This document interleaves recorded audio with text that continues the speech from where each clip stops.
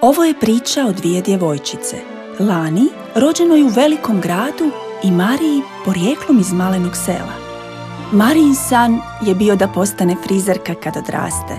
Lana je sanjala da će se udati za dobrog muškarca i imati veliku obitelj. Prošle su godine, djevojke su odrasle, ali nije bilo posla, nije bilo novaca. Što će biti s njihovim snovima i nadama? Onda jednog dana u Marijinom selu zavladalo je veliko uzbuđenje. Njen rođak se upravo vratio iz inozemstva. Svima je kupio divne poklone. Raditi u inozemstvu je odlično, rekao je njezin rođak. Zašto i ti ne odeš raditi tamo? Naći ću ti dobar posao. Možeš biti frizerka, vjeruj mi. Marija je bila tako sretna. Odlučila je s rođakom otići u inozemstvo. U međuvremenu, Lana je u svom rodnom gradu srela šarmantnog mladića. On ju je izvodio na divna mjesta. Bio je i odličan plesač.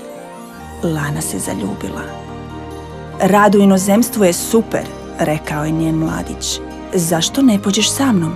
Naći ću ti dobar posao. Prvo ćemo raditi i štedjeti novac, a kad se vratimo napravit ćemo veliko vjenčanje. Tvoji roditelji će biti stvarno oduševljeni, vjeruj mi, rekao je njen mladić. Lana se složila da ode s dečkom u inozemstvo.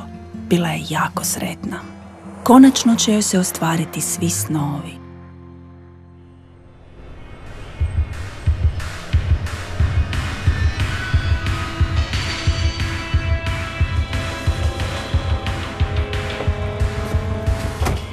Lana nije ni sanjala da će njen mladić prodati svodniku. Marija nije mogla ni sanjati da će njen rođak prodati u javnu kuću.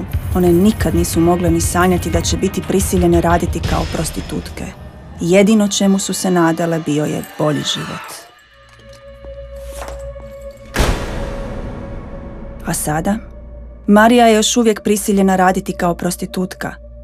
Lana je uspjela pobjeći, ali možda nikad više neće vidjeti svoju obitelj.